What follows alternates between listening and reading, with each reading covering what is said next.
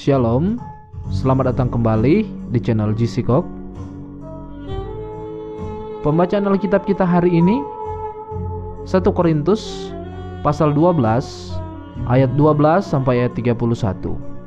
Dan ayat nas kita 1 Korintus 12 ayat 21 berkata, "Jadi mata tidak dapat berkata kepada tangan, aku tidak membutuhkan engkau, dan kepala tidak dapat berkata kepada kaki, aku tidak membutuhkan engkau." Judul renungan kita hari ini, datang, ibadah, pulang. Dulu ada sindiran pada para wakil rakyat di DPR. Sindiran itu adalah kegiatan mereka yang disingkat sebagai 4D. Datang, duduk, diam, duit.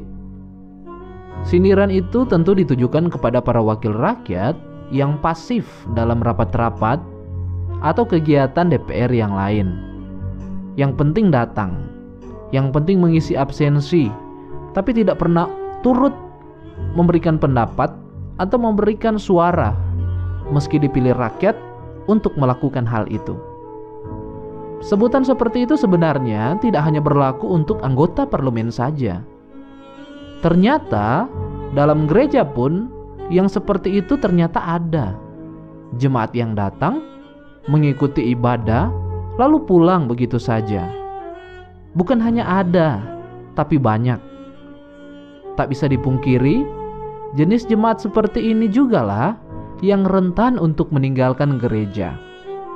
Mereka relatif lebih, dalam tanda kutip, tidak punya beban jika meninggalkan gereja. Bagi gereja pun, ketidakhadiran mereka mungkin tidak terlalu terasa. Jemaat yang pasif semestinya bukan sesuatu yang harus dianggap wajar. Memang tidak sedikit jemaat yang pasif karena mereka sendiri memang tidak mau aktif. Tapi nyatanya ada juga yang pasif meski sebenarnya mereka ingin juga aktif. Ini bisa terjadi karena gereja tidak berhasil menjadi sebuah komunitas rohani, melainkan lebih memilih mengeksklusifkan diri. Sejak semula, gereja sendiri sesungguhnya bukan bicara tentang bangunan atau kumpulan eksklusif yang tertutup. Namun gereja adalah komunitas. Gereja mula-mula pun terdiri dari berbagai jenis orang dan latar belakang. Bisa dibaca di 1 Korintus 12 ayat 13. Namun, mereka bisa saling berbagi dan bersatu. Maka dari itulah, Paulus pun selalu menggambarkan jemaat sebagai tubuh. Termasuk seperti yang kita baca hari ini di 1 Korintus pasal 12 ayat 12 sampai ayat 31. Tidak ada yang pasif dalam sebuah tubuh. Jika ada organ tubuh yang pasif atau tidak melakukan tugasnya, itu artinya tubuh itu sakit atau cacat. Ya, itu sama sekali bukan hal normal. Jadi jangan sampai gereja menjadi ditinggalkan karena kita membiarkan jemaat pasif. Nah, kita sebagai jemaat, mari kita juga aktif dalam gereja sebagai bagian dari tubuh Kristus. Terima kasih sudah mendengarkan renungan ini sampai habis. Semoga renungan ini boleh memberkati saudara.